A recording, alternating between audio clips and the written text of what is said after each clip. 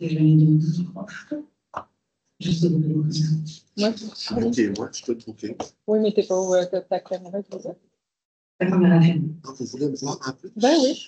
Je pense qu'on enregistre. On va partir d'enregistrement. C'est parti. Alors, bonsoir tout le monde et bienvenue à notre séance numéro 3 du 18 mars 2025. Il est 18h20, je suis désolée du retard. On est à la salle 003 du 2070 boulevard de Portland au bureau de l'arrondissement Jacques-Cartier. La salle est pleine, alors soyez les bienvenus. Pour l'ordre du jour, on va retirer le point 6.1.1, c'est un point qu'on avait déjà adopté le 25 février, qui était par erreur dans cet ordre du jour. Puis, à la place, en fait, on va rajouter les PV du comité consultatif d'urbanisme du 3 février, qui est déjà sur le conseil sans papier, mais il n'est pas dans notre ordre. C'est correct? On peut l'adopter comme ça? Oui. Okay. Et justement, alors, on va voir le procès verbal du 25 février 2025. Si vous avez le temps de le lire. Ah, on adopte finalement pas aujourd'hui? Je fais Le procès verbal, ah oui, le procès verbal normal, oui. D'accord. Puis là, maintenant, c'est le procès verbal du comité consultatif d'urbanisme du 3 février. Vous avez le temps de lire? Bien. Et là, alors, on est rendu à la période des interventions. J'avais ici M. Jean-Marie Guéry. Vous pouvez venir, vous approcher, toucher à la base du microphone. Ça va devenir bleu.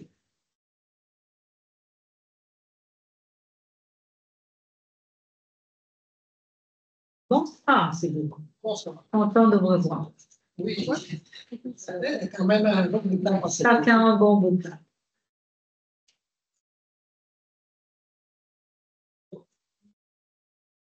Moi, ce soir, je viens vous voir pour une bonne raison que moi je pense, parce qu'en mi-février, on a eu une réunion de tous les jardins communautaires de la ville de Sherbrooke.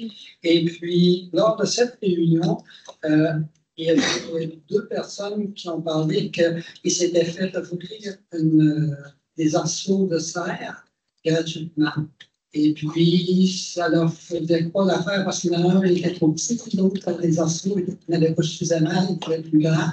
Ça fait que quand la réunion était finie, j'étais les voir, je ai demandé de me transmettre le nom de la personne qui avait ces arceaux. J'ai été visité. C'était très bien, c'est pas neuf, mais c'était des arceaux de serre quand même semi-commercial. C'était du tuyauterie galvanisée, et puis ça avait quand même une certaine valeur intéressante. Fait que je me suis dit, ça serait parfait pour notre jardin. La grandeur allait bien. Fait que, mais par contre, on va avoir besoin d'un petit peu de changement au jardin. C'est pour ça que je viens pour faire une demande. En réalité, notre jardin a 25 mètres par 25 mètres carrés. Et puis, on aurait besoin d'un surplus peut-être de 20 mètres de profondeur sur la place du jardin. Je vais faire une photo de maintenant parce que ce qui arrive, c'est qu'on voudrait lever la clôture du jardin. En fait, ça descend quand même d'environ 1 mètre pour le reste du terrain. Puis, ça fait que là, on va avoir besoin de remplir pour installer la serre à la hauteur que le jardin est. Et puis aussi, on va couper la clôture qui est là, présentement. On va la garder pour la mettre au bout de la serre. Et puis, on va remettre la clôture pour que ça fasse partie intégrante du jardin communautaire. Par contre, j'ai entendu dire au travers des branches qu'il fallait faire un changement de zonage. Fait que c'est pour ça ici que je suis présente ce soir. Puis, je sais pas, j'ai fait une autre chose pour l'immobilier. OK.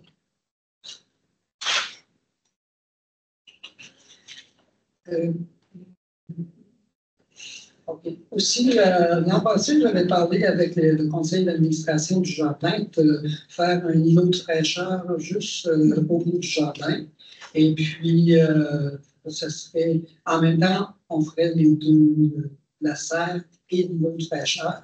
Fait que c'est pour ça qu'en réalité, on a besoin comme de 20 mètres de surplus pour le jardin. Et puis, c'est ça.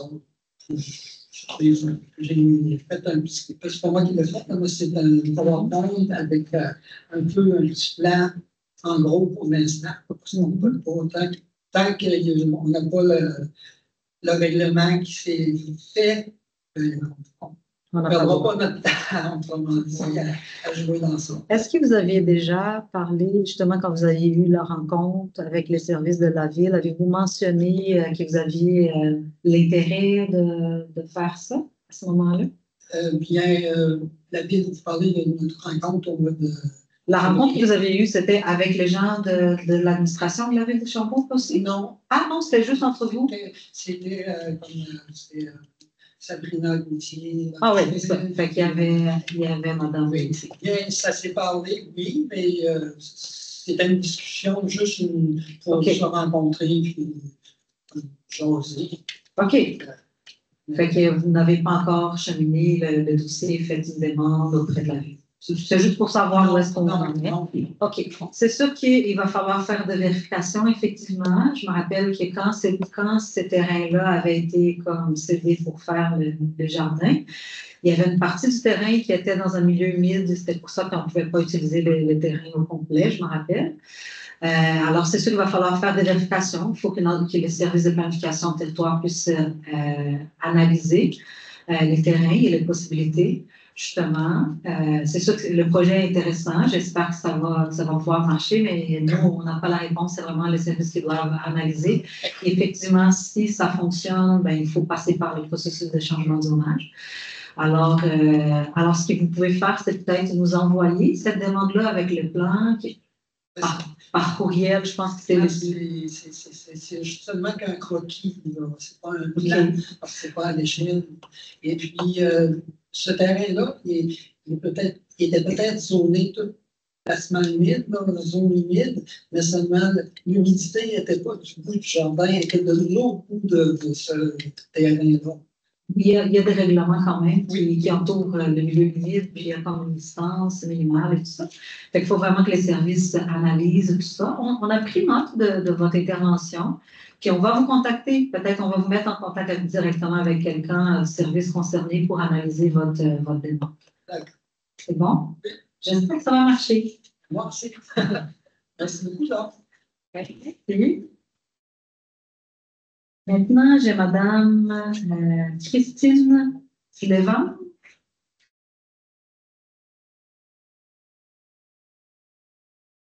Agriculture, on est ensemble. Monsieur René Couture. Est-ce que j'ai bien dit votre nom? Je suis désolée. C'est comment? Slaven. Sorry. Dans le fond, on est ici en lien avec le projet de permis de construction sur l'IRL Gros. Une fois que vous avez des questions, on est dans la salle. Il manque des informations. C'est très important. OK, d'accord.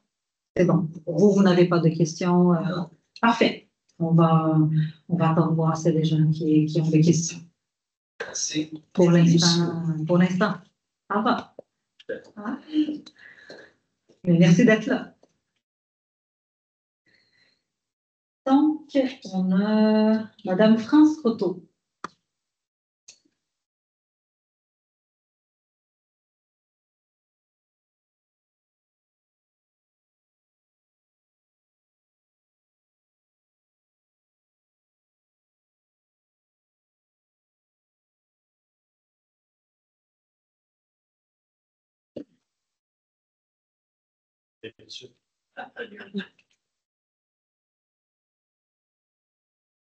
Merci.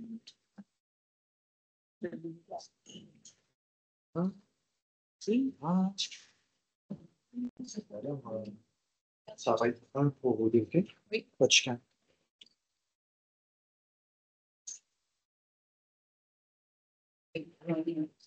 Bon.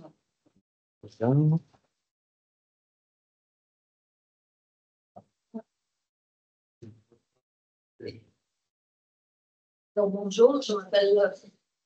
Il suffit Que ça soit bleu, madame. Que ça soit bleu. Pour la base, oui, appuyé.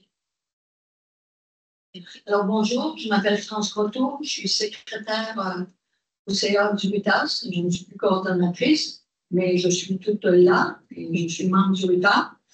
Alors, deux sujets.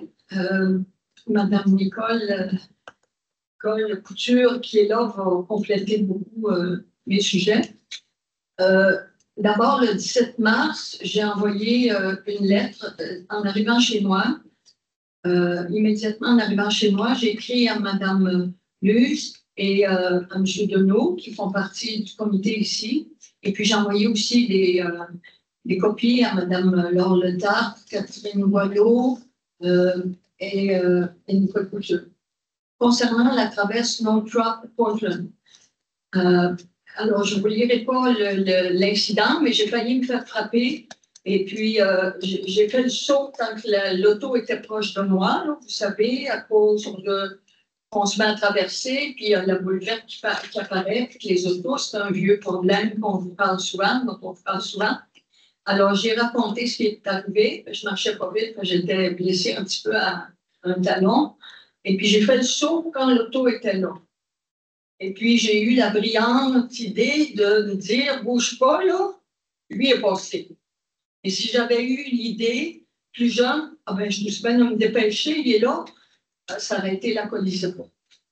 Alors, je n'avais pas idée du tout de faire un dossier, mais ça m'est arrivé, puis je voulais vous dire que c'est dangereux. Alors, un témoignage de plus. Parce que vous avez fait des belles rénovations à la ville, au niveau des Grandes Fourches et King, et au niveau de Wellington et King, parfait. C'est rouge partout, on a le temps de passer, c'est une belle amélioration, bravo.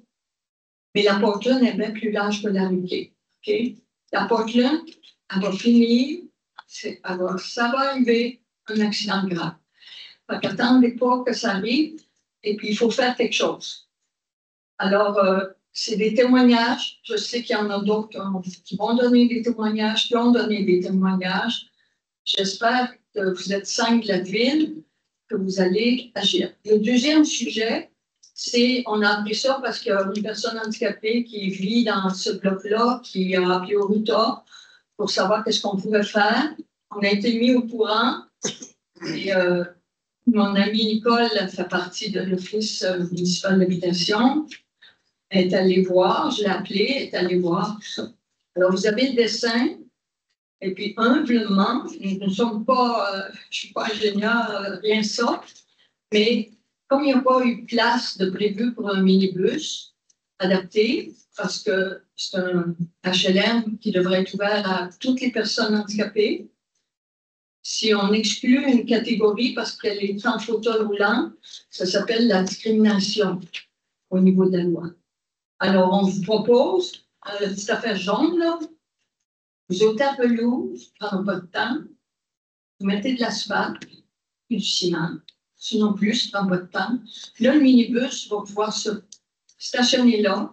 Et puis, vous voyez, il va descendre sa plateforme et il va monter la petite rampe. Puis, il va amener les personnes pour entrer. L'hiver, ça n'a pas de bon sens. Pour ce qui se fait actuellement, c'est beaucoup plus loin de l'entrée. Les personnes, le trottoir est enneigé, tout est enneigé. Et puis, pour le moment, il y a des personnes qui sont handicapées, mais ils ne sont pas en fauteuil. Donc, c'est humblement, ça peut être pas dur à faire. Peut-être une meilleure place, je ne les connais pas toutes, mais au moins c'est en avant. Alors, Nicole, elle va pouvoir vous dire d'autres choses, mais moi, je trouve que on veut aider le RUTA, les personnes handicapées à avoir du service adapté, mais il faut que le minibus puisse bien se stationner. Alors voilà ce qu'on voulait vous présenter, vous sensibiliser. Bien, merci encore une fois de nous apporter ces précisions de vos vécus, vos expériences. C'est très important pour nous de savoir comment les gens vivent le territoire. Parce que souvent, effectivement, nous, on a les réponses techniques des services, des ingénieurs qui nous disent qu'il n'y a pas de problème, souvent. Quand les gens nous disent qu'il y a un problème. Alors, pour nous, c'est important, puis on essaie d'alimenter justement nos services avec ce que vous nous apportez. Pour ce qui est de la première intersection, celle dont vous avez envoyé la lettre par M. Deneau, j'avais fait à l'époque, quand il est sorti, là, en été, on a eu des entrevues, tout ça. J'avais écrit à l'époque à Mme Gravel, justement, pour dire, écoutez, puis elle m'a répondu très tard, en fait, parce qu'ils étaient en train de voir s'il y avait de possibilités de changements, d'amélioration. Et c'était vers la fin septembre, elle m'avait répondu que le seul changement qu'elle pouvait apporter, puis ils ont apporté à l'automne, c'était de rajouter 3 secondes. Fait que là, il y avait 34 secondes, puis elle a augmenté à 37 secondes. Et que ces changements-là, il n'y avait pas besoin de passer au conseil municipal, qui pouvait faire l'ajustement sans aucun impact pour tous les restes, parce qu'ils avaient fait comme une synchronisation des flux de circulation, tout ça, et ça n'allait pas avoir l'impact sur la synchronisation des flux de circulation si elle augmentait les 3 secondes. C'est ce qu'elle m'a dit, c'est que ça avait déjà été fait, les 3 secondes. Ce que j'entends, après que j'ai reçu votre courriel, j'ai renvoyé ça à Mme Gravel en disant apparemment, ça n'a pas réglé, effectivement, ça n'a pas réglé le problème parce que le temps que le piéton a pour traverser de façon sécuritaire n'est pas suffisant encore, même à 37 secondes.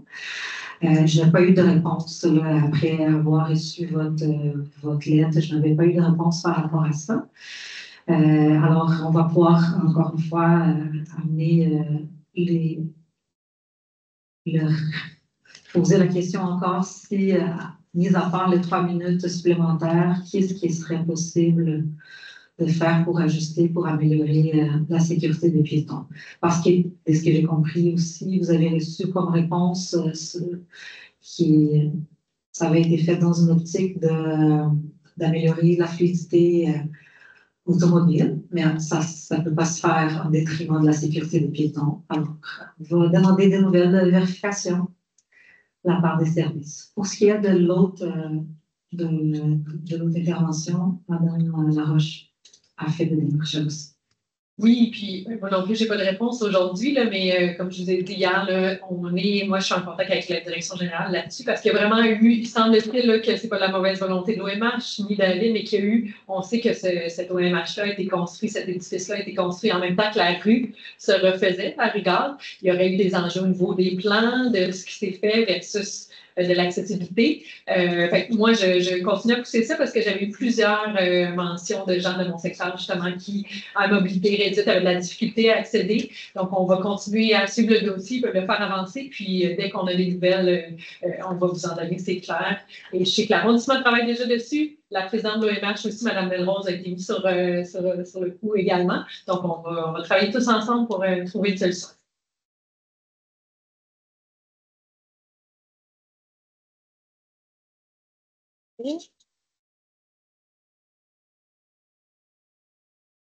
Madame Nicole Couture.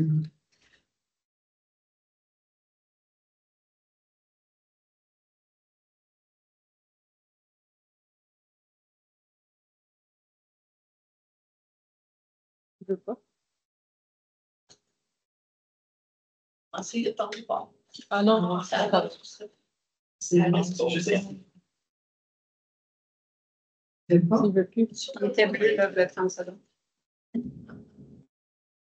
Ça, c'est pas ça. Le feu dans l'arrière. Des plugs replugs. Ou bien elle peut s'asseoir ici. Mais il faut on l'entend dans le base. OK, je vais l'amener. Correct. Ah bon. C'est bien. Bonsoir. En premier, je veux vous dire que c'est exceptionnel si je viens ici, parce que normalement, je vais dans la Scott, étant donné que je n'ai pas. C'est mon deuxième métier. C'est ça. Mais c'est ça, étant donné que pour moi, c'est pas facile avec la carte, il faut que j'ai avec le cégep, ça. J'en ai déjà parlé, mais en tout cas, je fais une exception aujourd'hui pour être ici. Première chose, avant que je l'oublie, concernant le passage des piétons à North même s'ils rajoutent des secondes pour le piéton, ils n'enlèvent pas, il y a encore 10 secondes pour les autos. Donc, ça ne réglera pas le problème juste comme ça. Ça veut dire qu'il faut vraiment que toutes les autos soient arrêtées en même temps que le piéton passe. C'est la solution. Deuxième chose, concernant la bâtisse de l'OMH, moi, j'ai fait le tour de toute la bâtisse. J'ai regardé partout la possibilité d'avoir un endroit justement pour les personnes handicapées. Je suis allée à l'office, j'ai parlé à quelqu'un de l'office, je leur ai demandé comment ça se fait qu'on n'a pas d'entrée justement pour l'accès pour les personnes handicapées. On m'a répondu, les gens, quand ils venaient louer, on leur disait qu'il y a une possibilité qu'il n'y ait pas d'accessibilité. J'ai dit, c'est de la discrimination, ça, là. Ça ne marche pas, là. J'ai fait le tour, j'ai regardé, il y a 2 entrées, comme vous allez voir sur les photos. Il y a 2 entrées. La plus proche, ils viennent de mettre un poteau, puis pas possible. L'autre est trop loin. J'ai fait le tour en arrière. Je dis, il y avait une possibilité que le transport adapté aille en arrière. Je ne sais pas si je ne l'ai pas vu. Je n'ai pas vu d'entrée pour les locataires. Il y a une entrée pour les employés avec un code. Je n'ai pas vu d'entrée pour les locataires. Donc, s'ils ne peuvent pas rentrer par en arrière, ils ne pourront pas aller avec le transport non plus. Là. Fait que, moi, je considère que ça n'a pas de bon sens. Puis même les lumières pour les piétons, on est obligé d'aller un peu plus loin pour être capable de traverser. S'il y avait fait une lumière près de l'immeuble, ce serait plus facile à traverser. Là, il faut faire un grand bout avant d'être capable de traverser. Fait que c'est pas l'idéal, cet endroit-là. Il faut vraiment que ça se règle. Okay. Merci.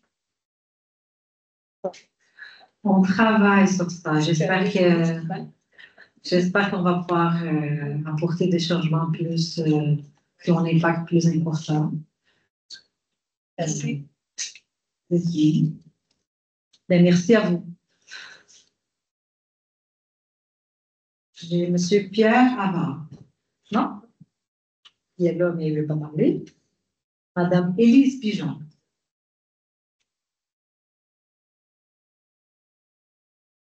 Encore un problème entourant la circulation et handicap. Bonjour. Je viens parce que le dimanche après-midi, au soleil, il ne faut pas de raison pour se presser. En sortant du carrefour par l'entrée qui est proche du Super C sur Portland, avec piéton, avec sa belle lumière, son beau petit bonhomme blanc, porte clignotant, bien stable, la lumière pour venir de l'autre côté bien vert, ma lumière bien verte, le piéton est encore en train de traverser. Ceux qui étaient en face de moi se sont avancés, passés un d'un bord et un de l'autre bord du piéton. Si moi je m'étais avancée, j'en avais 2 qui me klaxonnaient derrière. Et quand je me suis avancée, une fois que le piéton a été complètement éclairé de l'intersection, il y en a un des 2 qui m'a dépassé par la droite pour se placer devant moi de façon agressive. Si j'avais avancé, cette personne-là serait morte. Parce que ces deux automobilistes-là derrière moi n'avaient aucun respect des piétons. Je suis automobiliste, j'ai déjà été piéton, je m'en rappelle. Ça fait que ce serait juste de vérifier que peut-être laisser réellement le temps des piétons juste qu'à la fin de la traverse, parce que la personne n'était pas une personne âgée, traversait d'un bon pas, mais il y en a qui sont vraiment impatients dans les automobilistes. Dans cette intersection-là, différemment de l'intersection de Norton Fry, il n'est pas supposé d'arriver ça, parce que c'est vraiment interdit de virer à droite quand les feux à rouge. L'autre. Ouais. C'est l'autre. Non, mais il y a comme le poste d'essence. C'est cette entrée-là à côté du poste d'essence, proche du. Bon, là, même l'ajustement qui avait été fait, c'est que c'est interdit de virer à droite quand le feu est rouge. Puis, pas supposé d'avoir ça, ce qu'elle vient de nommer, c'est que le feu de piéton était ouvert, puis avec la lumière. En même temps que le feu est devenu vert, fait que là, la voiture est passée. Fait qu'il y a probablement quelque chose qui s'est passé extraordinaire. Là. Il faut comme signaler vraiment.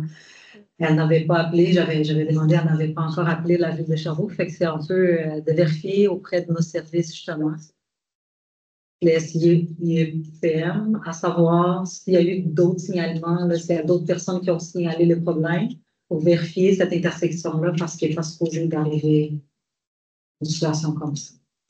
C'est réellement dangereux, Oui. le piéton. Moi, heureusement, je respecte le code de la route qui dit le piéton a priorité. Ouais. S'il y a sa lumière, il y a priorité. C'est Oui. malheureusement pas tout le monde le fait. Ouais. Merci beaucoup. Fait qu'on a pris note, puis on va faire les vérifications. Madame Guylaine Brochu. Bonjour.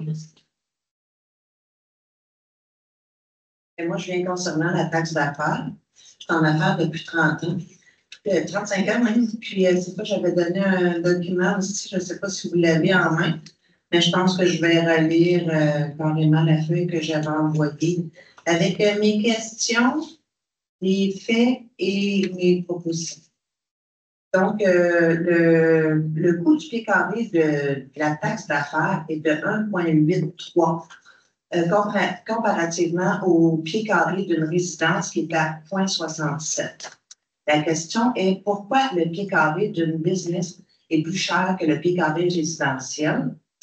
Je ne vois pas aucun service de plus pour ma résidence que pour la business, même que c'est en moins parce qu'on a tout relais. Une change mon commerce est dans le chez moi.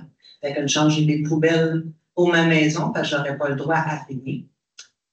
Donc, c'est ça, je vois aucun service pour ça.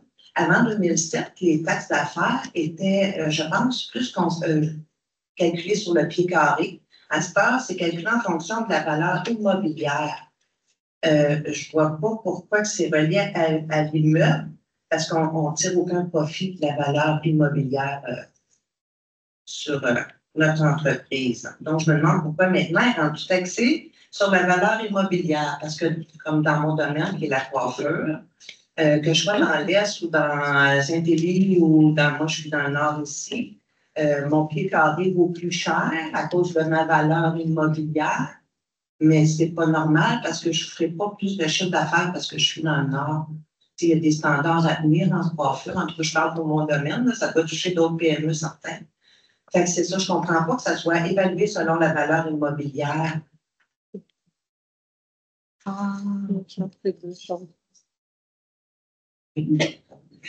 Oui, on essaie de OK. comprendre de quoi vous parlez. Donc, c'est ça. Aussi, il est inscrit dans le petit client que j'ai eu ici par la Poste, dans développer des communautés dynamiques et prospères, fonds de soutien au commerce de proximité. Je considère que je suis un commerce de proximité et je ne sais pas quel fonds de soutien que j'ai. Les taxes d'affaires ont monté beaucoup. Moi, cette année, je l'ai compté, c'est à peu près 40% juste la partie taxe d'affaires qui s'en coûte de plus. Les taxes ont monté de 23% parce que ça n'est plus en disparaître. Ça, c'est une autre affaire. Je disais, c'est marqué dans les journaux 3% comme moyenne. Moi, j'étais à 23% en partant. La valeur immobilière, je ne suis pas contre, mais mon commerce dedans, je ne suis pas d'accord avec la façon que c'est taxé. Je ne trouve pas que je dois payer plus cher le pied carré que quelqu'un qui est dans une demeure qui vaut moins cher. Fait que je me dis, dans le fond, la personne qui a un commerce dans une bâtisse de 200 000 va payer moins cher son pied carré que celle qui est dans un commerce d'1 million. C'est pas logique, c'est le même type de commerce. Donc, c'est ça. C'est ça. Donc, moi, j'aimerais que ça soit révisé, la façon de taxer. C'est vraiment une question de viabilité. En coiffure, tu l'avoues, c'est pas des gros revenus. Là, la taxe d'affaires, j'ai bien une semaine à dormir quand je l'ai reçue. Parce que mais pas rien que la taxe d'affaires, la taxe complète, là. Mais la partie taxe d'affaires, ça fait longtemps. Depuis que je suis aménagée là, j'ai la moitié de superficie, puis je suis rendue à 4 fois le taux que j'avais sur King West pour le double de superficie. Fait que, tu sais, il y a comme de quoi qui ne marche plus. Je sais que ça a changé en 2007, que c'est relié à l'édifice. Avant, on avait notre taxe à part, la taxe d'affaires. Je pense que c'était plus juste de cette façon-là. Donc, c'est ça. J'aimerais que ça soit révisé pour que ça soit de manière plus juste. J'aimerais que la Ville de Sherbrooke encourage les PME. Parce qu'en ce moment, je ne trouve pas qu'on est encouragé. Je ne trouve pas qu'on est encouragé. On n'a aucun service de plus.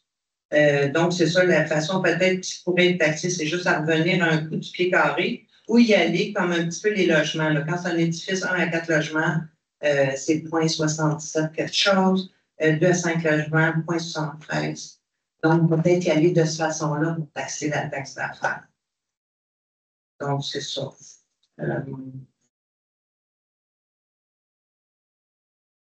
OK.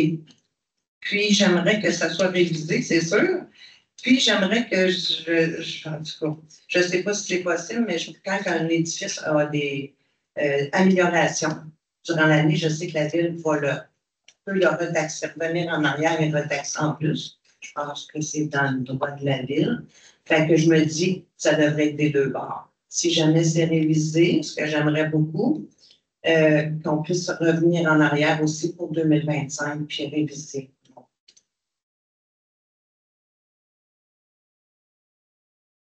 Ça, je pense, je voulais vous dire. J'ai une proposition aussi concernant les taxes municipales. Selon moi, ça devrait être taxé. Toute entreprise, on ne taxe jamais nos clients avant d'avoir donné le service. Donc, moi, je serais plus, que ça soit juste équitable, que les taxes municipales arrivent à la fin du mois de mars. On paye les 3 premiers mois. À la fin du mois de juin, on paye les 3 autres mois. À la fin du mois de septembre, à la fin du mois de décembre. Puis là, je ne comprends pas que si moi, je paye 2 jours en retard, je vais avoir de l'intérêt. Quand dans le fond, je prends le temps, je paye d'avance les services en payant des payes. Pas le premier, là, mais je pense que c'est en mars ou en début mars. Mais les autres, c'est comme si je paye d'avance un service que je n'ai pas reçu, puis je vais payer de l'intérêt si je le paye en temps. Fait que ça ne marche pas, ça non plus. Fait que pour que ça soit juste équitable pour les citoyens qui aient une belle communauté, je pense que ça serait échelonner ça plus. Fait que c'est mes propositions. Oui, c'est non. Merci, Madame la Présidente. J'ai rencontré Mme Brochu la semaine dernière. Comme vous pouvez voir, elle a fait ses devoirs pas mal en lien avec le rôle d'évaluation et l'augmentation de la taxe. Et avant même de la rencontrer, je suis allé sur le site de la Ville pour prendre connaissance des enjeux qu'il y avait. Puis comme elle a mentionné, il y a des fois ici pour contester le rôle d'évaluation de sa propriété qui a augmenté de 78%. C'est vraiment en lien avec la taxe d'affaires. Moi, je pense que, comme elle mentionne, dans l'unité résidentielle, on a plusieurs catégories. Moi, je pense que ce serait peut-être opportun de regarder quand une propriété est occupée à 22% par le commerce, comme dans son cas, puis qui demande très peu de services additionnels ou à peu près pas, de voir qu'est-ce qui peut être fait, comme plusieurs programmes électoraux, pas souvent qu'on vous donne un coup de main au commerce de proximité, ou de regarder qu'est-ce qui se fait ailleurs, voir qu'est-ce qu'on peut faire ici, ça peut être une solution plus intéressante pour justement promouvoir ce genre de commerce qui est quand même répandu. Vous n'êtes pas la seule à avoir ce commerce de maison. Donc, prendre note de la demande et Madame la directrice d'arrondissement, Madame Nathalie Laguerre est déjà au fait du dossier, peut-être juste lui transmettre la correspondance. Pas la correspondance. OK. À ce moment-là, vous m'avez fait pardonner votre demande. Est-ce que vous avez parlé? Ah, mais je voulais pas. Oui, mais si vous avez parlé, vous le mettre sur Ouais, là, j'ai pas. Ben, on peut transférer le courriel. Oui, là, je vais la transmettre à Mme Gauthier. OK. Puis on va être transmis à Mme Nathalie Lagarde, qui est trésorière. La semaine passée, j'ai parlé de vous aussi avec celle-ci. OK. Il faut qu'elle ait l'autorité de transmettre les choses. Oui. C'est quand on peut avoir des nouvelles de ça? C'est quand ça va être discuté qu'il va se passer quelque chose? Probablement, ça va être discuté au prochain exercice budgétaire. C'était quand même à l'automne. Ben, en fait, on adopte en décembre. OK. Donc, mais vous allez probablement avoir des suivis avant tout ça, parce que je veux dire, les changements que vous proposez, ce sont quand même des changements majeurs qui doivent toucher. C'est pas un changement qu'on peut faire juste pour une personne, il faut vraiment que ça soit à travers le territoire. Donc, c'est sûr qu'il n'y aura pas de changement avant le prochain exercice budgétaire, mais vous allez avoir certainement des suivis avant l'exercice budgétaire pour vous expliquer les détails. Vous aviez parlé pour cette première partie, alors le service des finances va pouvoir vous revenir avec des réponses, je ne sais pas dans combien de semaines. Il va falloir qu'ils regardent précisément c'est quoi pour vous répondre. Par rapport à l'aide au commerce de proximité, effectivement, Salon Coiffure fait partie de commerce de proximité. Il y a un fonds là, qui a été quand même approuvé par le conseil municipal au dernier exercice budgétaire. Ça va être géré par les services de développement économique. Fait qu'on va pouvoir aussi vous mettre en contact avec les services de développement économique pour qu'ils puissent vous en parler là, des enveloppes qu'on a pour aider les commerces de proximité, puis de quelle façon ça serait appliqué. Fait que c'est vous autres qui allez me contacter. Oui. On va vous répondre par courriel. OK, parfait. Puis j'avais juste une autre proposition, que ça pourrait aussi être peut-être analysé selon les domaines. Je ne sais pas si ça serait trop compliqué d'y aller comme ça, mais selon le type d'entreprise. Parce que chaque entreprise génère une moyenne de quelque chose de revenus. Donc, ça peut être en fonction de ça aussi. Si quelqu'un génère 1 million de chiffre d'affaires, c'est pas le même chiffre d'affaires. Donc, c'est tout ça peut-être à vérifier. D'accord. Bon. Merci. Votre part à l'instant.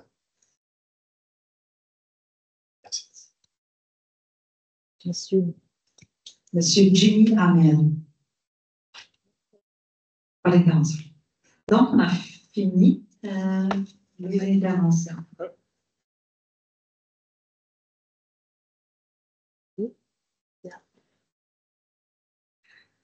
Donc, merci de vos interventions. Je ne sais pas, vous êtes venus plutôt à savoir s'il allait y avoir des questions. On va passer le point tout à l'heure. Si vous voulez attendre que le point passe, c'est dans votre guise. Mais pour l'instant, apparemment, il n'y en a pas vraiment de questions sur le sujet, sur le dossier. Donc, on est rendu au point... au comité consultatif d'urbanisme, justement, le 10 mars, au point 6.2.1, demande d'approbation PIR patrimonial de classe 3, intégration supérieure, 4.5 rue du Québec. Oui, c'est bon. C'est la présidente. Dans le fond, c'est ça, on approuve aujourd'hui en conseil d'administration, en conseil d'arrondissement, pardon. La demande d'autorisation justement de construire un garage, demande de permis de construire un garage isolé avec certains matériaux. Et vu que tout semblait conforme, le comité consultatif d'urbanisme recommande que ça soit accepté, vraiment au document, qui accompagne de permis. Parfait. Alors, le point 6.2.2, demande d'approbation PIR patrimoniale et d'intégration architecturale commerciale régionale, aire de l'autoroute 410 et du plateau Saint-Joseph, 3050 boulevard de Portland. Oui, on parle ici d'un affichage qui se passe sur le boulevard Portland. Et si je sors les notes ici, ce sera bien long. Donc, c'est un stage qui se passe au Carrefour de l'Estrie. C'est pour LLD Golf, ouvrir une enseigne lumineuse. Et après avoir passé ça en CTU, on recommande de l'accepter.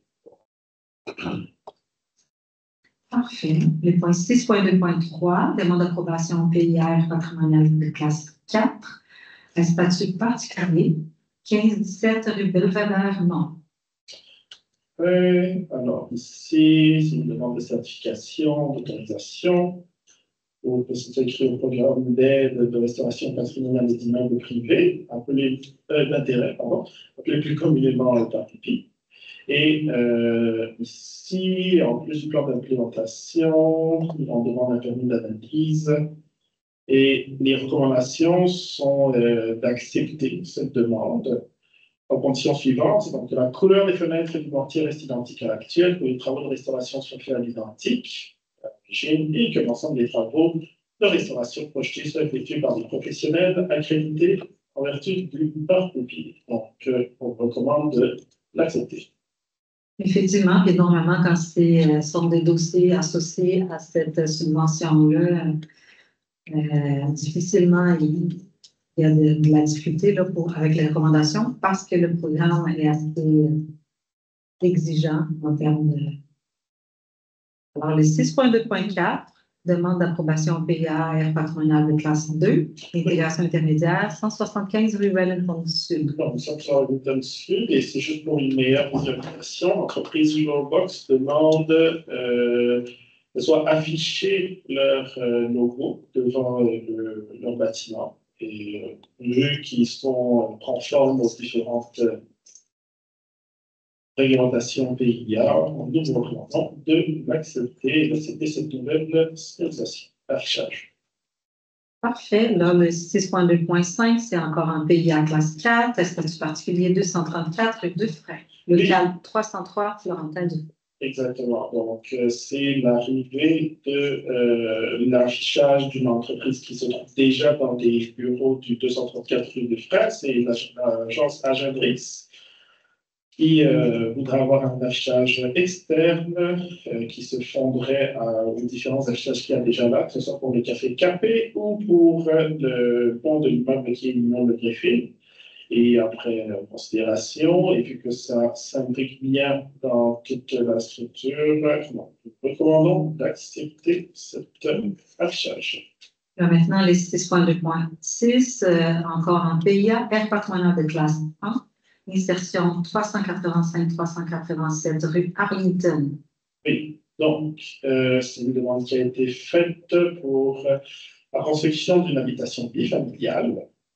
Le plan d'implémentation pour la construction d'habitations isolées dans un lot, et nous recommandons de l'accepter conformément aux documents qui ont été déposés et qui répond à toutes les demandes de l'IA. Donc, ici, dans la grille, est-ce qu'il y avait d'autres spécifications? C'est la rue Arlington. Cela semble quand même un projet, je dirais, quand même de belle envergure et qui semble se fondre au voisinage, en fait. Oui. S'intégrer. S'intégrer, merci. Donc, c'est ça. Je ne sais pas s'il y a des questions. Puis là, c'est le point 6.2.7, demande d'approbation PIA, aire d'implantation et intégration architecturale commerciale locale, aire Émile Zola, 900 boulevard Lionel Groux. C'est le dossier justement dont on parlait. C'est une demande de permis qui a été déposée l'automne passé pour la construction d'un bâtiment commercial de type IGA et l'aménagement d'une aire de stationnement et d'une aire de transportement. Alors, pour la recommandation, c'est que le plan d'implémentation commerciale de type épicerie soit accepté conformément au document aux deux conditions suivantes. Que le bâtiment mécanique projeté soit précisé par leur nature, que les équipements mécaniques projetés sur le toit soient précisés par leur nature et leur localisation préalablement à l'émission d'un permis, et que les dispositifs d'éclairage sur le site soient précisés et qu'une proposition en ce sens soit déposée pour approbation au service de la planification et de la gestion du territoire. Sous réserve de ces deux conditions-là, nous recommandons d'accepter ce projet. Ces deux conditions-là, il y avait un rapport avec les nuisances possibles. Alors, c'était juste pour s'assurer là, que les équipements mécaniques projetés ne vont pas causer la nuisance dans le voisinage. C'est bon. Merci beaucoup, Madame la Présidente. Premièrement, je tiens à remercier les gens du comité d'urbanisme qui ont travaillé sur le projet. Je pense que le projet a quand même évolué de façon significative. Il faut se rappeler que ce projet va être implanté dans un secteur qui s'appelle Cité Jardin. Donc, considérer un jardin en la verdure. Donc, dans ce projet-là, juste au point de vue végétation, dans le projet initial, il y avait tout près de 29 arbres qui étaient implantés.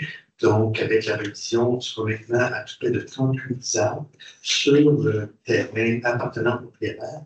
En plus des arbres qui sont déjà à proximité sur l'île des Loups. Il y a déjà des aménagements qui sont faits et qui sont sur la propriété municipale, mais qui sont de responsabilité au IGA. Donc, ça s'ajoute à l'ensemble. Au point de vue stationnement, dans les discussions qu'on a eues avec les représentants du promoteur, c'était de regarder pour avoir une vision en lien avec le voisin, qui est le bureau dentiste, la mutualisation des stationnements. Parce que c'est deux commerces qui ont peut-être pas des heures de pointe au même moment. Donc, je pense qu'il y a une opportunité dans ce sens-là.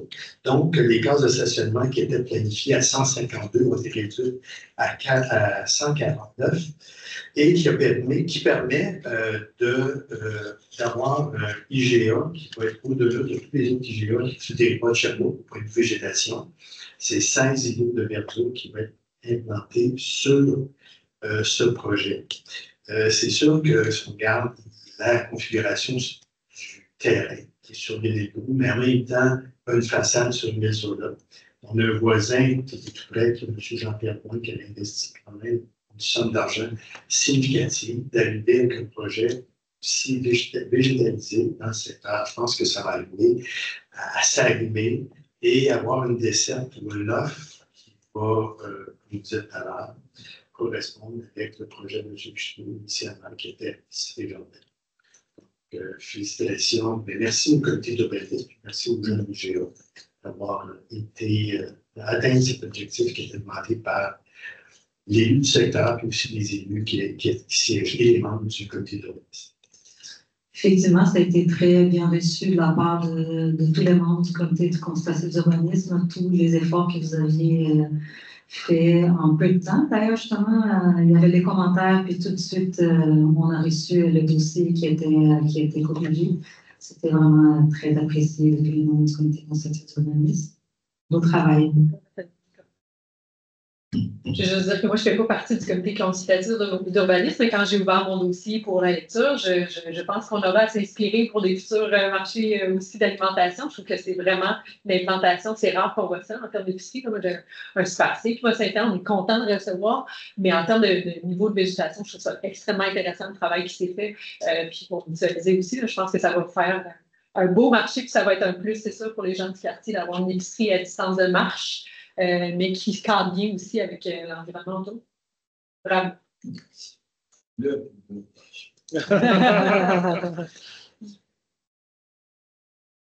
Ça clôt mon côté pour le comité consultatif d'urbanisme, donc on peut passer à le prochain point, c'est le 8.1.1, c'est le dépôt du tableau détaillé de l'état de dépenses des fonds dédiés.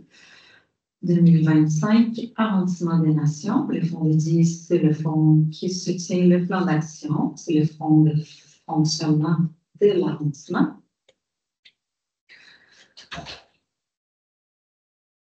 Le point 8.1.2, c'est le calendrier des événements à venir pour l'arrondissement des nations. Comme on dit toujours, ce n'est pas un calendrier qui est exhaustif, mais il y a quand même pas mal d'événements. Après ça, le point 8.1.4, dépôt de la liste de dossiers en cheminement, arrondissement des nations. j'ai sauté, pardon, les 8.1.3, c'est les dépôts du budget des frais de représentation sociale 2025.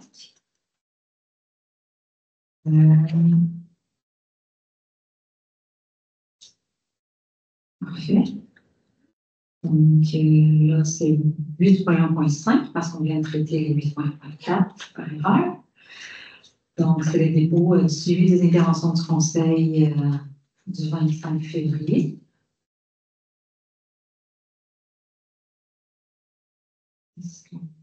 Rejeté. OK.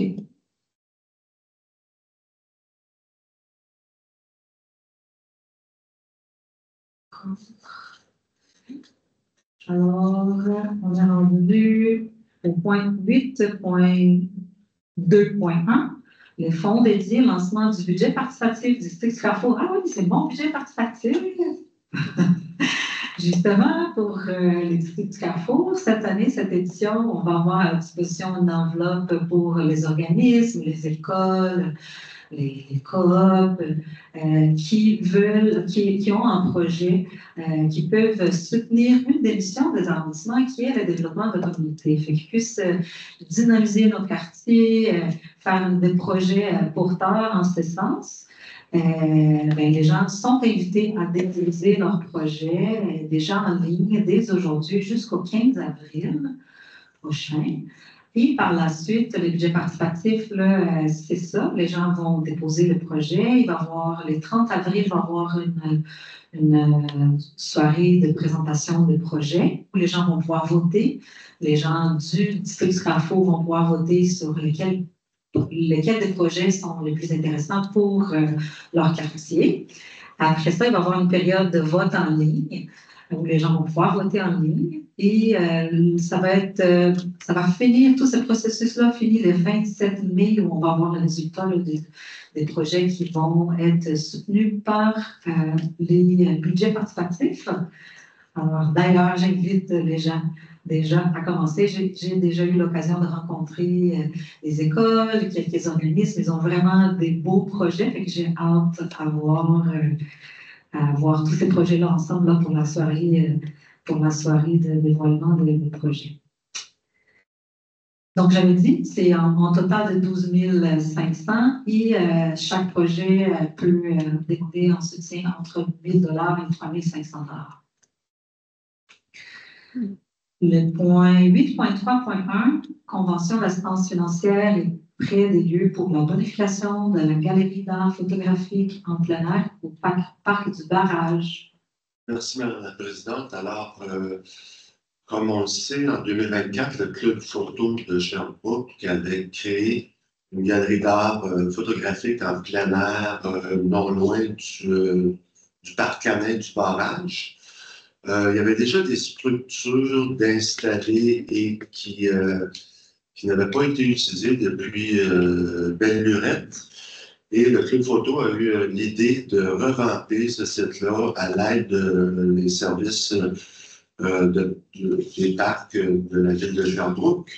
Et on avait octroyé une aide pour démarrer le projet.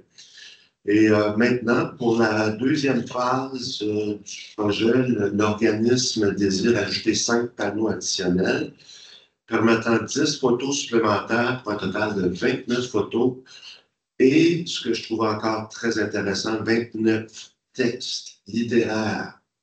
Donc, c'est une galerie à ciel ouvert dans un des plus beaux districts de la ville de Sherbrooke. C'est mon quartier. Donc, Ouais, c'est ça, c'est là, tout le monde veut que ça soit dans son quartier. Hein?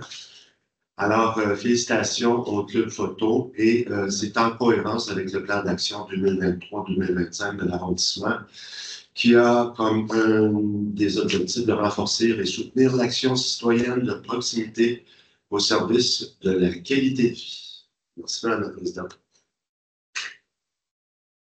Effectivement, c'est un beau projet. Puis, ouais, s'ils veulent, par exemple, faire ça au Carrefour, ils peuvent déposer un projet. J'ai pas fait ça, j'ai dit ça de même.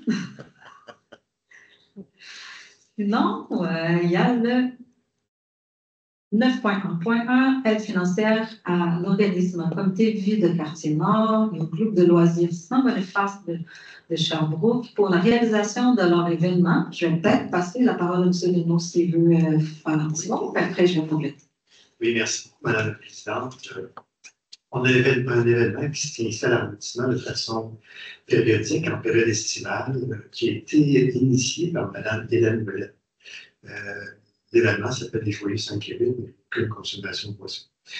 C'est vraiment des échanges qui se passent, puis au point de vue. La joie sans alcool. Oui, c'est ça, la joie sans alcool.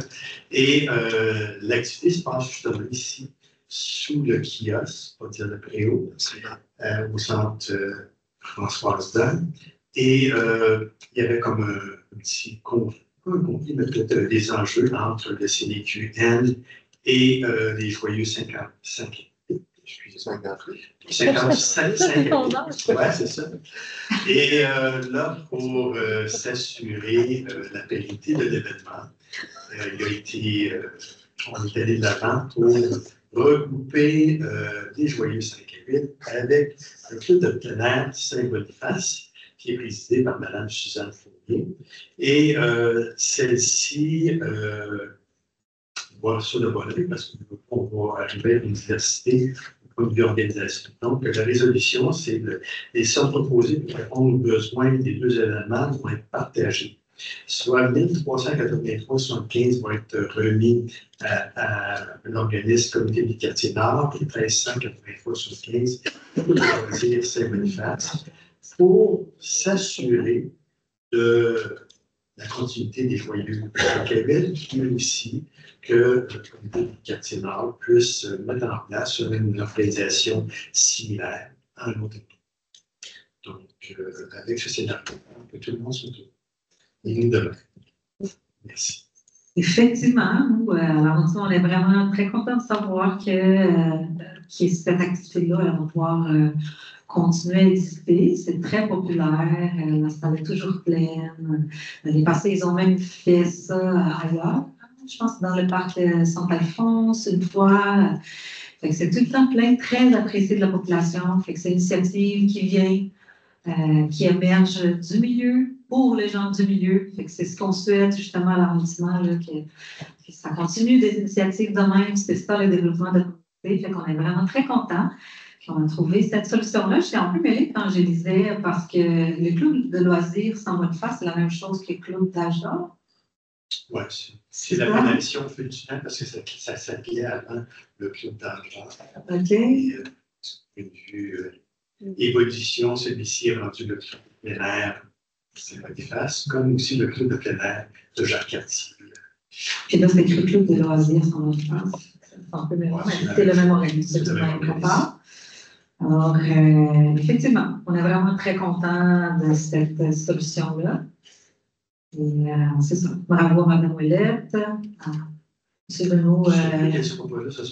Les luttes, je sais pas. Et oui, c'est une solution qui est gagnant-gagnant. On est rendu au point 10.1.1, réalisation de requêtes en circulation arrondissement des Nations. C'est pour la rue de l'Ontario. Oui, donc ça se passe dans le secteur de la rue de l'Ontario, bien entendu, du Nord. Comme on le sait, la rue de l'Ontario, c'est comme une longue rue. Et plusieurs demandes ont été faites par rapport à la circulation, puis par rapport aux différentes mesures que l'on pourrait mettre pour sécuriser des personnes dans les quartiers, que ce soit proche de l'école Sainte-Anne ou dans certains côtés résidentiels. Et aujourd'hui, ce qui est recommandé, c'est que les membres du Conseil soient informés de la priorisation qu'on a faite par rapport à ce dossier-là et qu'elles puissent le transmettre au service au SIEPM pour analyser les recommandations de manière à ce qu'on puisse mettre des mesures de mitigation pour que aussi bien les gens autour de l'école que les gens dans les secteurs résidentiels soient rassurés en termes de sécurité routière et de vitesse d'automobile. Je pense que complément.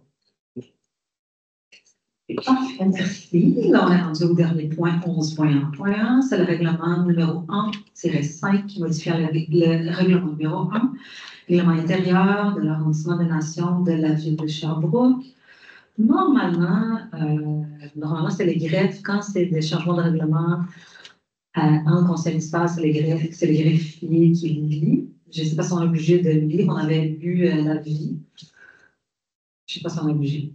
Tu peux juste prendre la recommandation. Sinon, ouais, on va lire. Alors, après mention de l'objet du règlement par la directrice d'arrondissement, considérant que la présidente Fernanda Luce, moi-même, a donné l'avis du règlement numéro 1-5 et a déposé le projet de ce règlement le 25 février 2025, conformément à l'article 356 de la loi sur les cités et villes, que le règlement numéro 1-5 soit adopté, enregistré, copié au livre de règlement de l'arrondissement des Nations de la ville de Sherbrooke sous le numéro 1-5 et qu'il soit signé par la présidente du conseil d'arrondissement et la directrice de l'arrondissement et déposé sous la garde de cette dernière. Alors, c'est le règlement interne de fonctionnement interne des arrondissements qu'on a fait quand même un changement pour tous les arrondissements pour le rendre uniforme parce qu'on a quand même des règlements qui cadrent chaque arrondissement séparément.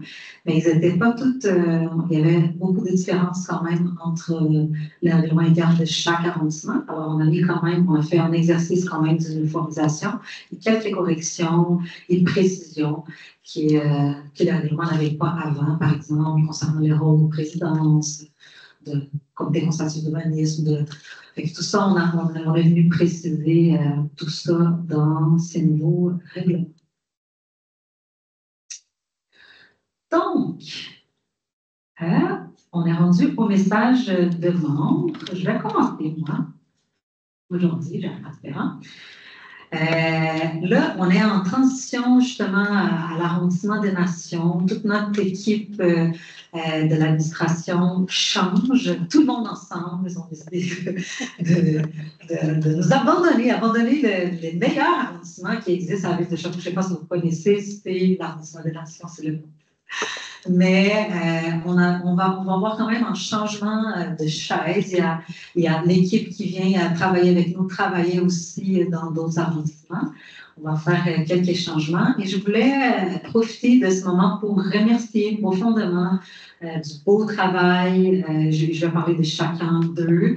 On a notre Isabelle Côté, qui est notre directrice d'arrondissement, qui a travaillé très, très, très, très fort. On a vraiment les plus grands et les plus complexes arrondissements à la ville de Sherbrooke. Isabelle là, a été vraiment des fois des périodes où elle a été toute seule, elle n'avait pas le coordonnateur travailler avec elle pour une grande période. Elle a porté beaucoup, beaucoup, beaucoup, beaucoup sur ses épaules. On est aussi des élus quand même assez exigeants, on veut tout savoir, on est curieux, puis on veut stimuler des choses, puis on veut vraiment tout savoir, puis pouvoir participer de tout. Puis elle a vraiment fait preuve de patience, puis d'une rigueur là, pour nous accompagner là-dedans. On était quand même la majorité des élus, des nouveaux élus, elle aussi. Fait qu'elle nous a aussi accompagnés au départ dans notre rôle d'élu d'arrondissement. Alors, je voulais vraiment remercier de ce beau travail d'Isabelle, de nous avoir accompagnés. Elle ne va pas très loin, on va pouvoir se croiser quand même très souvent, puis il se parle aussi, le nouveau directeur, André aussi, ils vont pouvoir garder contact justement pour le dossier, fait qu'on va pas perdre l'expertise et l'historique des dossiers. Donc, n'ayez pas crainte, tout va bien aller, mais je voulais quand même souligner le beau travail d'Isabelle, merci. Avec elle, justement, elle amène avec elle toute la gang. Fait qu'on a Serge Landois qui a eu quand même un passage à l'arrondissement qui a été assez court, mais très apprécié. Alors, on vous souhaite aussi une belle continuité avec Mme Côté. Puis, merci beaucoup. Tu as déjà commencé, tu savais qu'il n'allait pas avoir beaucoup de temps, puis tu t'es mis dedans très vite dans le dossier. Fait que je te remercie beaucoup pour ça. Puis on a aussi notre Sylvie, la réception, elle aussi nous abonne tout. Je voulais aussi le remercier pour toute sa patience avec nous aussi, puis son engagement, c'était vraiment mon plaisir de pouvoir travailler aussi avec Sylvie, très engagée, puis tu sais, c'est vraiment son bureau, c'est sa place, elle prenait soin, puis elle demandait là, de quasiment d'enlever les souliers pour rentrer dans le bureau, tellement elle en prenait soin, mais c'était vraiment très agréable de travailler avec vous, cette belle équipe. Alors, bonne continuation. Monsieur Demont. Merci, Madame la Présidente. Je pense en continuité avec votre dernier message, je remercie Isabelle. Je pense que vous avez formé une équipe extraordinaire. Vous savez, pour être conseiller municipal, c'est pas toujours facile parce qu'on ne reçoit pas beaucoup de commentaires de la population. Et dans la fonction publique, ça prend des gens de l'empathie parce qu'on doit travailler justement avec des gens qui ont souvent des problèmes. Donc, ça, j'ai toujours senti que vous aviez cette empathie-là. Isabelle, travailleuse défoncée, il faut la déranger, elle aime ça le samedi, dimanche. Donc, merci encore pour ces nombreuses années et bon succès dans tes prochaine fonction. Et je pars aussi avec une coéquipière, excusez-moi, la Dream Team. Les deux ensemble, Sylvie avec une rigueur, une chose ordonnée. Et bien des fois, on se donne des profils de personnes qui travaillent dans la fonction publique. C'est vivre au-delà de tout ça. Il était 4 heures, ça prendrait 15 minutes de plus, c'est la RMD. Et aussi, la connaissance aussi de plusieurs dossiers. Donc, tu vas nous manquer aussi. Parmi les gens, justement, qui nous quittent, on a été ici, je ne vais pas profiter du moment que lorsqu'elle a fait son intervention, je pensais qu'elle allait rester. Donc, remercier Mme Croteau de façon publique. Pierre Harard, vous avez travaillé avec. Je dire aussi, vous connaissez sa persévérance, parce que c'est une personne très persévérante. On a eu certaines discussions des fois corsées, mais je pense qu'on a toujours su se rallier vers une orientation claire qui était vraiment travailler pour la collectivité. Passionné comme ça se peut pas. Donc, merci. Merci, Mme Couture, d'avoir été sa complice pendant toutes ces années-là aussi. Sûrement, c'était pas facile aussi de comprendre. Mais c'est tout à votre honneur, la formation du comité consultatif de transport adapté à la Société de transport. Ça émane de vous. C'est suite à plusieurs échanges qu'on a eu ensemble. Pour terminer, en lien, c'est madame aussi que M. Lucchus soit parti, les gens des GA. J'espère juste qu'on a le privilège d'avoir 2 membres du comité exécutif qui avaient analysé les enjeux de circulation pour la rue Mézola. Il faut se rappeler, c'est plus de 2100 voitures par jour. Avec un commerce de proximité comme ça, avec 25 000 pieds par les bus, on doit s'attendre que ça va amener, je leur souhaite, beaucoup de circulation. Donc, que soit mis à jour l'étude de circulation. Parce que le bus amène ici du transport lourd qui va avoir des impacts autant pour le district de Valadouce que le district du Golfe. Donc, membre du comité exécutif, vous avez une chance de ramener cette décision-là, dire un peu à jour, tout de suite, sur Oran, lorsque l'ouverture va se faire, on va avoir des compteurs pour justement avoir moduler le problème qui va sortir. Merci. Et bon anniversaire, monsieur. Monsieur Jean, justement, le fêté. Le joyeux 58. Un instant, on m'annonce une transaction majeure à la ville de Sherbrooke. Madame Isabelle Côté, M. Serge Langlois contre André Blais et Nicolas Boisvert. Doit être d'argent. Ça serait bon, hein? Oui, mais premièrement, bienvenue Nicolas et André. C'est vrai, j'allais donner la bienvenue la prochaine. Madame la Présidente, vous avez manqué votre. Oh, j'allais le faire la prochaine. Alors, non, sérieusement, on vous souhaite tous et toutes la bienvenue. C'est vraiment rassurant pour nous d'avoir des gens qui connaissent déjà le métier parce que c'est quand même, on le sait et on s'en souviendra toujours, c'est la fusion de 2 arrondissements qui étaient déjà en bonne et due forme, comme les 4 autres auparavant, donc le Mont-Bellevue et le Jacques-Cartier. Alors, avec la fusion, c'est une ville à l'intérieur d'une ville, on le dit souvent. Ça, c'est Mme L'Espérance qui disait ça. C'est toi qui disais ça, Mme? Ah, c'est vrai, t'es vieux, toi.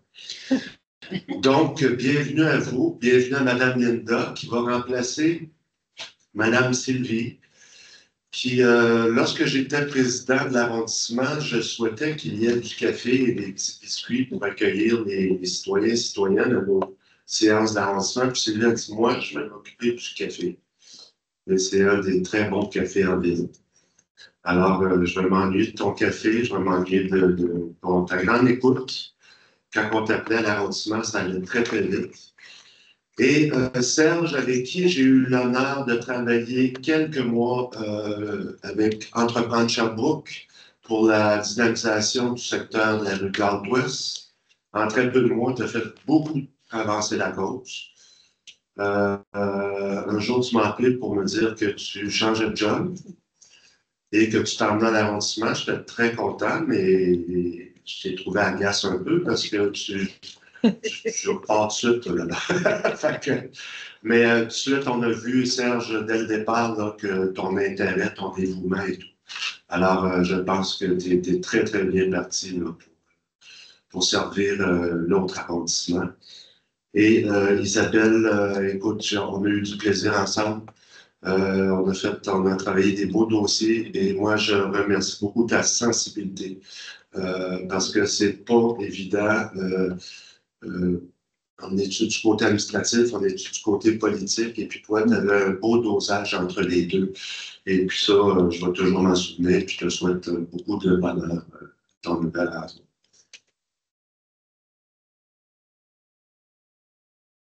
Bon, j'imagine que c'est... Madame Laroche. Non, c'est bien correct. On va prendre une petite pause parce que là, il y a beaucoup d'émotions. On va prendre une petite pause. Je reviens avec les émotions moi aussi parce qu'on parle beaucoup à les élus, on aime ça, mais je pense que là, ça vaut la peine de prendre le temps de remercier les belles personnes qui nous quittent aujourd'hui. Mais avant, petite nouvelle quand même que vous avez probablement vue, mais que je trouve qui est extrêmement importante, notamment pour les citoyens d'Ascot, mais pour l'ensemble des citoyens de l'arrondissement et de la ville, c'est-à-dire la décision unanime du conseil municipal la semaine dernière de faire l'acquisition de 34,4 hectares, ça c'est 81 acres, dans le boisé Ascot-Lennox, du côté de Lennoxville, derrière un des couvents de ce côté-là, mais qui est vraiment un des lots les plus de plus grande qualité écologique, qui est le plus gros lot du boisé aussi, qui met vraiment le pas vers la suite du projet. Fait que je pense que c'est une belle victoire collective, puis une belle réussite collective, en fait, qu'on se donne au conseil municipal de pouvoir mettre en préservation ce secteur-là. Il reste du travail beaucoup à faire. Le boisé est immense, mais je vous rappelle que c'est notre dernier grand boisé urbain à l'intérieur du périmètre d'urbanisation. Donc, je pense que c'est un dossier important. On continuera à le suivre, mais je pense que c'est déjà un très grand pas qu'on a fait ensemble. Deuxième dossier, on a aussi une école qui devait s'en venir dans Ascot et qui a bien avancé. On a travaillé très fort le dossier avec les citoyens, avec le centre de services scolaires, la ville, et on avait appris en décembre dernier que le gouvernement du Québec gelait le projet pour l'instant. On sait qu'il y a des compressions, mais on sait aussi qu'on a besoin d'une école. Nos écoles débordent, que ce soit Jean 23, que ce soit 80, que ce soit l'école de Lennoxville, Saint-Antoine. On a besoin de cette école-là. Donc, avec un groupe de parents, on a initié une pétition qui va être en ligne, en fait, qui est en ligne depuis ce soir sur le site de l'Assemblée nationale pour demander, considérant les grands besoins du secteur, que le financement soit rétabli. Donc, on espère avoir des belles nouvelles là-dessus, mais suivez, il y a plusieurs parents qui vont partager cette pétition-là. Je le ferai aussi pour qu'on puisse vraiment se faire entendre. C'est important pour le secteur. Maintenant, on a extrêmement... Là, Sylvie est partie. Bon, ben, je vais attendre la fin. Je veux vous aussi dire merci. Je pense que les mots ont été très sincères et bien exprimés. Mais Isabelle, ça a été vraiment un plaisir de travailler avec toi. C'est juste mon premier mandat, mais je trouve qu'on a déjà On avait une très belle collaboration. Tu es une personne rigoureuse, engagée, qui travaille bien les dossiers, oui, avec beaucoup aussi de sensibilité, qui amène, j'ai eu la chance de te côtoyer aussi au niveau du CCI central, tu amènes toujours une belle perspective, consciente des besoins des citoyens, tu amènes toujours du terrain, du réel. C'est vraiment appréciable, puis on a eu des beaux moments de plaisir et de fou rire ensemble. Alors, je te remercie beaucoup, ça a été vraiment agréable, je te souhaite juste le meilleur pour la suite. Ben, je vais y aller bon, Sylvie n'est pas encore revenue. On va allonger. Ben oui, on est attendu. Mais on a eu un court passage, ça a été le passage le plus bref, mais quand même marquant. Merci beaucoup. Honnêtement, tu es rentré en poste, puis déjà, on avait l'impression que tu étais là depuis un bout de temps, ça coulait de source, super efficace. On dirait même qu'au début, tu trouvais qu'on t'en demandait pas assez, alors que je trouve qu'on est assez exigeant. Merci beaucoup. Ça a été un bref passage, mais je suis sûre que ça continuera avec brio dans ton prochain arrondissement, puis qu'on va se recroiser, ça c'est certain. Puis je vais en profiter pour accueillir aussi, merci beaucoup André et Nicolas de vous emmener avec nous. Vous allez voir que c'est vraiment, je pense que les collègues l'ont dit, là, un arrondissement qui a beaucoup de défis. Beaucoup de travail, mais c'est un bel arrondissement, c'est le cœur. Collègues des autres arrondissements qui ne seraient peut-être pas contents, mais c'est le cœur de la ville. On est vraiment, on est au centre-ville, on est partout, on est des beaux arrondissements, on est une ville dans une ville. Alors, bienvenue parmi nous, puis je suis sûre qu'on va avoir vraiment beaucoup de plaisir ensemble, vous allez voir. Puis, voilà. Ce sont des longs mots aujourd'hui. Merci qui mange. Merci beaucoup. Donc, c'est lui. Merci Sylvie d'être là.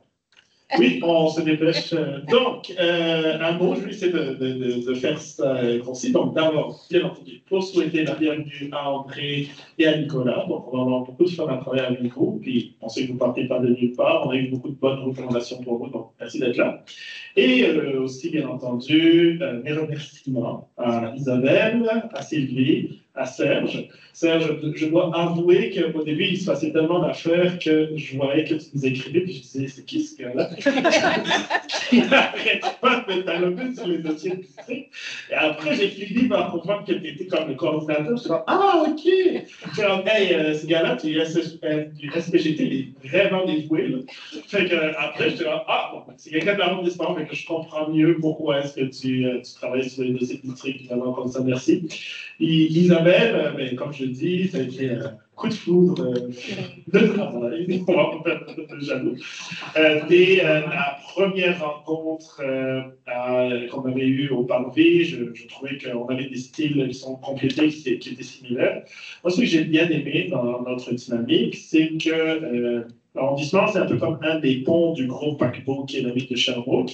Et j'ai l'impression que c'était comme un des ponts là où c'était à la fois actif, mais là on apprenait beaucoup.